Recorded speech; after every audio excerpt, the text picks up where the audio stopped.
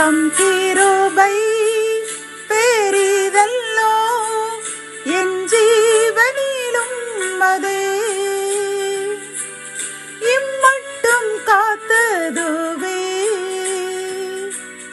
இன்னும் தேவை கிருபை தாருமே,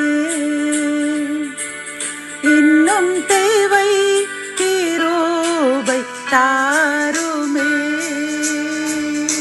கர்த்தரும் இரட்சகருமாகிய இயேசு கிறிஸ்துவின் ஈடு இணையற்ற நாமத்தில் சேனைகளின் கர்த்தர் ஊழியத்தின் மூலம் 24/12/2024 இந்த நாள் உங்களுக்கும் உங்கள் சந்ததிக்கும் ஒரு சமாதானத்தின் நாளாக அமைய போகிறது என்று மனதார வாழ்த்துகின்றேன்.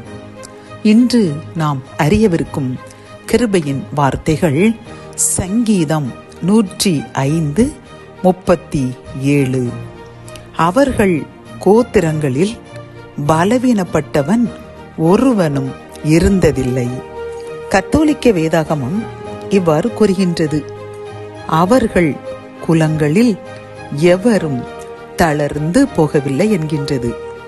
இந்த கிருபையின் வார்த்தைகள் மூலம் கர்த்தர் இன்று நமக்கு கொடுக்கின்ற ஒரு ஆலோசனைகளும் அறிவுரைகளும் வாக்குத்தத்தங்களும் என்னவென்றால், நம்முடைய கோத்திரங்களில் அதாவது இனங்களில் பலவீனப்பட்டவர்கள் என்று ஒருவரும் இருக்க மாட்டார்கள் என்று வாக்கு கொடுக்கின்றார். பிரியமானவர்களே, நம் கர்த்தர் வாக்கு மாறாதவர்.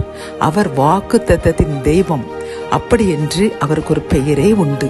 அப்படிப்பட்ட நம் கர்த்தர் மனிதர் அல்ல.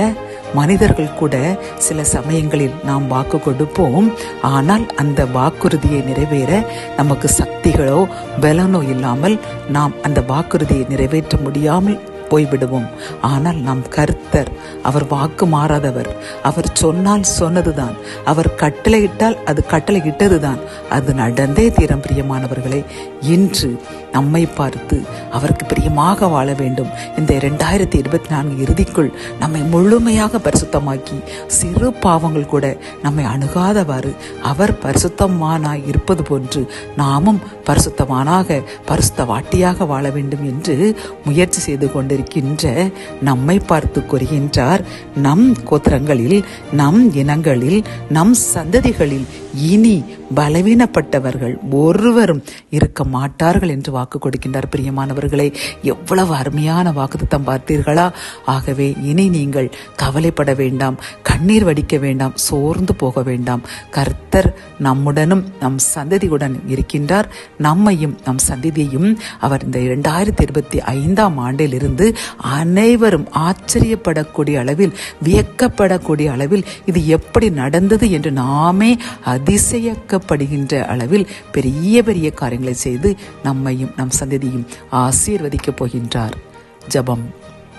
என் அன்பு தகப்பனே, இந்த அருமையான கிருபையின் வார்த்தைகள் மூலம் நீர் எங்களுக்கு கூறிய இந்த அருமையான வாக்குத்தத்திற்காக கோடி நன்றி அப்பா.